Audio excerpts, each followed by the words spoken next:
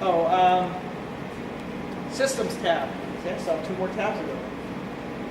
All right, Systems tab. We kind of briefly went over the amount of jobs that are loaded into or that's allotted to go into a system. Tuning. When you're etching, basically what tuning is let me actually grab my loop so everybody can see it. I'm sure everybody has eagle eyes around here, but I use a loop because I can't see that one. Is that focus? Okay, so Tuning Wizard, what this does is it etches a vertical dot pattern, and each one of those numbers represent a number value for that tuning.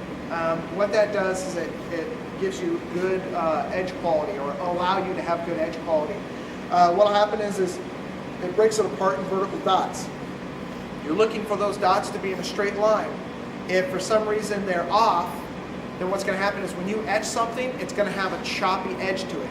That right there will clean up your edge. And what that is for is that, since I mentioned earlier, we have stepper motors. Stepper motors, there's a certain amount of slop that's in them. What tuning does is tuning takes that slop out and adjusts for that. Now, a lot of trophy shops and award shops, they typically etch in the top left corner because there's a ruler there. They're able to stop certain their material. They can put it in that corner. That's great for positioning, but it's bad for engraving, because what's going to happen is over a 2-year period, they're going to etch 90% of their work in that top corner. Our belts aren't made of some sort of miracle material that doesn't wear. So what will happen is they will wear a spot in that belt and will cause extra slop. So there's the teeth will wear out and there's too much play. So you have the machine for a few years, you find that the etching isn't that clear. If you move the etching over, you may find it clears up. So if that's the case, then what it is you've just worn out that belt in one location. You guys probably would be doing more cutting than engraving with it.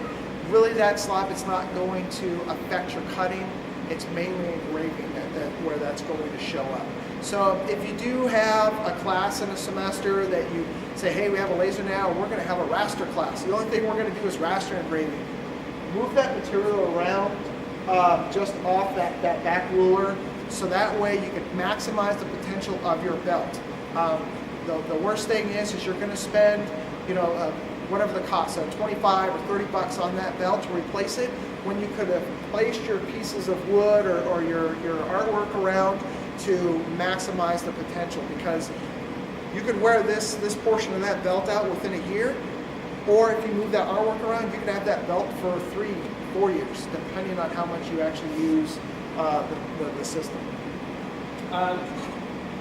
If you're typically in the more commercial atmosphere, they're going to be using a machine 36 to 40 hours a week.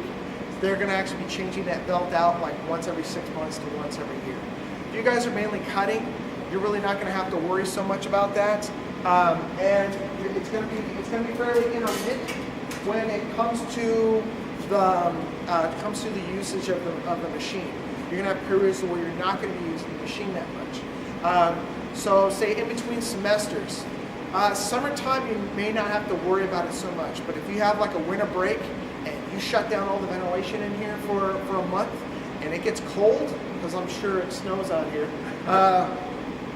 the laser, the source itself, will actually be negatively affected with extreme cold. The gases and everything in that laser source is based off of a vacuum. So what happens is you have 2 optics that are bolted in on each side, and those seals, when the aluminum is cold, there's small gaps. It's not that the gases escape, it's that atmosphere leaches in, floods the mixture, and you end up with low power. That will deteriorate or cause the laser to deteriorate at a faster pace or rate than having something that's normal use or in a warmer environment. So if you do go for a winter break, take that laser source out and put it in an office someplace that may have a heater going throughout that 2 weeks or month. And then all you have to do is put it back in, and you should not have any negative effects of taking it out and putting it in, unless if you drop it. If you drop it, then we'll handle that when that happens. What about summer and humidity? Humidity is really not going to affect it. It's going to be warm. Our lasers are comfortable at 70 degrees. That's why we live in Arizona. And throughout the cold season, it's roughly around 70 degrees anyway. And in summertime, we have air conditioning. So, you know. They do shut down. In summertime, They'll shut down the air conditioning times. Yeah. if it heats up, the heat, as long as you're not in operation, the heat isn't going to negatively affect the laser source. It's only the cold that negatively affects it. As well as if you come in and you're going to start off first thing in the morning and it's 50 degrees in here because you're just starting up, you're going to want the air to kind of warm up a little bit and get closer to the 70-degree mark.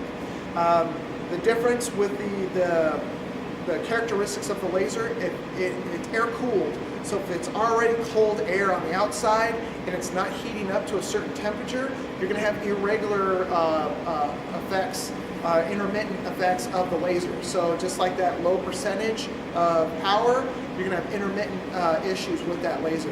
When it gets too hot, so say it's 80, 90 degrees in here, I don't care what the humidity is, but it's hot, and you don't cool down that outer air, it will try to cool it with pulling in some air, but if it doesn't get down to that temperature, what's going to happen is if it gets too hot, the laser's just going to shut off. Meaning that everything will turn on, but that laser will shut off and just do a cool down until it gets to a comfortable temperature again. So if it is hot in here when you come in, try to run the AC and cool that air and get a little bit cooler to where you can keep that moderate temperature for good quality cut or engraving.